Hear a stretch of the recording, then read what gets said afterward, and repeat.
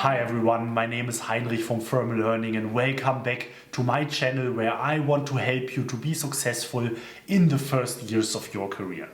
If you find what I'm having to say at all useful, please consider giving me a like by clicking the like button here below in the video. And if you would like to see more videos like that where I bring you my perspective from having worked at over 6 years at McKinsey for how you can be successful in the first years of your career, please subscribe to this channel and you will receive all the videos. And also press the notification button to always receive a notification whenever I upload a new video. Today I got inspired by Victor Cheng, and if you don't know him, check him out. He has a website, caseinterview.com, where he helps people to master the consulting case interviews. Great resource, check it out, caseinterview.com. And I received a newsletter from him where he talked about the topic problem talker versus problem solver. He contrasts two types of people, those who talk about problems and those who actually solve problems. And this was a topic that resonated with me a lot because I observed these two different types of mentality a lot in the last years. I've seen these type of people, and when I read this I completely agreed that this is what is going on and that these are the two types of people that are out there. And trust me, one of these two types is clearly better than the other, and I'd like to help you understand the differences and also give you some tips how you can rather become a problem solver than just a problem talker, what the differences are and why this is so important, why all organizations need lots and lots of problem solvers, but problem talkers aren't really what is interesting and necessary and helpful to the people. So what are problem talkers, to start with this group of people? Problem talkers like to talk about problems. They like to identify problems, to see them and to describe them. So Victor Cheng here gives 3 examples of what problem talkers do. Let's just go over some of them. So it's, for instance, somebody who says, boss, this budgeting process is just so inefficient, there's no use of it and it's just wasting everybody's time. Right? This would be a typical statement of a problem talker. Or hey, the way that we orient our new employees, the way that we onboard them just doesn't work, it's not efficient and not working for these new colleagues. Or he's driving around the city and he's saying, hey, this tree is just hanging in front of the stop sign. This is so unprofessional. Somebody needs to do something about that. Somebody needs to inform the city. This needs to change because it's just unsafe, right? So these are typical things that problem talkers would do, and it's just really important to understand the psychology behind of that. Why would people behave in this way? Well, and I think a key part of that is that it's because it makes these people feel intelligent, feel smart. Hey, I'm the one who identified this, I got this. Obviously everybody else cannot see this because the problem is still there, right? But I'm the one who got this, I identified it, and if everybody would be as smart as I am, then things like that would not happen. Right? And this is, I think, is a characteristic of such a problem talker, that the way that he sees the problems is that these problems are always caused by the other people.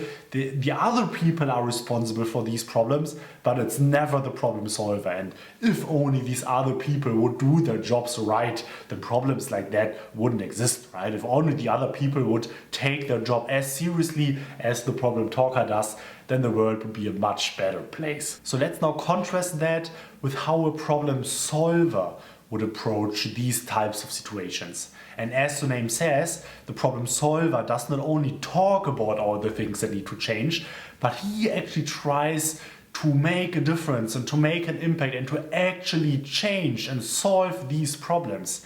And yes, it is true that very often it is just not possible that you as one person in an organization can solve all the problems by yourself. Even though I would say that people frequently underestimate the impact that they actually can have if they really wanted to make a difference. But yes, it is true that often this is not possible, but then what the problem solver does is, at least he does not only try to come up at least with an idea or a suggestion how it could work, but he also tries to go the first steps in that direction.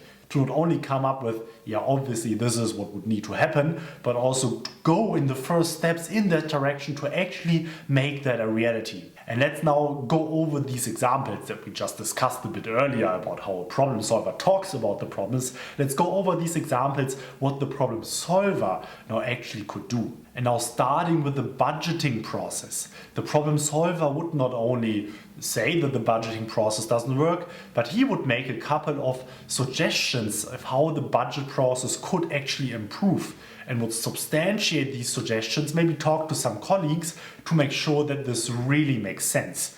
And then he wouldn't stop here, but he then would reach out to the person who actually is responsible for shaping the budgeting process, and then just propose this to him, just in an open and constructive way, raise this topic and just make a few ideas how this could change.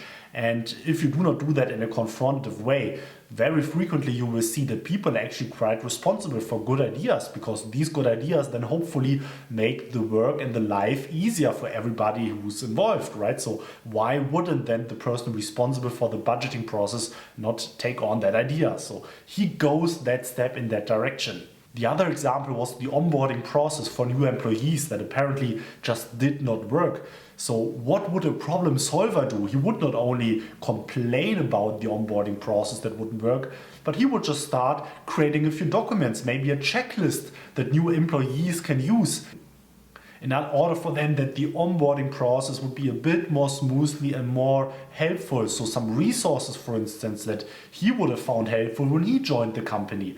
And then once he gives this to a couple of colleagues in his direct team that are maybe the new joiners, then if this picks up and people see that this is helpful, very likely he has then also the opportunity to push this to the larger department or maybe even the whole organization, because he just made an impact there. And this is shown initiative, and this is how you really can solve these problems. Or the third example was the example with the tree that is hanging in front of the stop sign.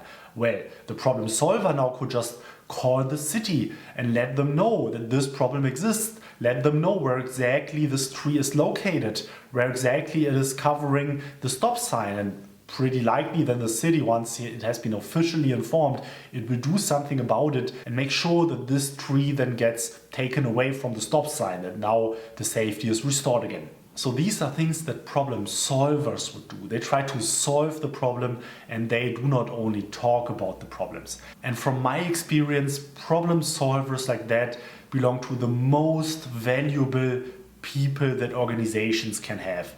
Organizations can never have enough problem solvers, but pretty much do not need problem talkers. Because the reality is that even though the problem talker maybe believes that he is so smart because he sees the problem, pretty usually these problems are perceived by many people.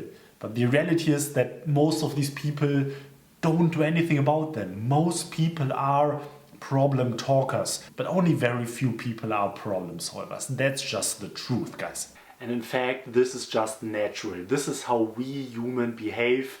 We tend to believe that if there's a problem, it's not because of us, but it's because of other people who made the mistake. And it's something that I sometimes catch myself as well.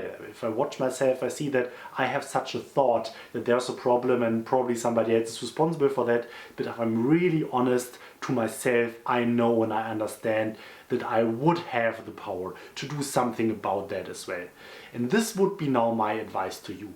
Whenever you have such a thought in your head, this is going bad, this doesn't work, these idiots from the other department, why aren't they doing a better job? Always ask, what can you do? What do you have in your power to actually make a difference and to make an impact for the organization? Because if you adopt that mindset, you will not only be a problem talker, but you will be a problem solver. And this is what organizations will value, and this is how you will be successful in the end as an employee and as a person in your whole life, I would say. So thank you for watching. If you took any value out of this video at all, please press the like button below. And if you would like to see more videos like that, where I try to help you to be successful in the first years of your career, please subscribe and also hit the notification bell to get a notification whenever I release a new video. Thank you for watching. Thank you for being a loyal listener to my channel. I very much appreciate that. My name is Heinrich. I'm here from Firm Learning. Thank you. Goodbye.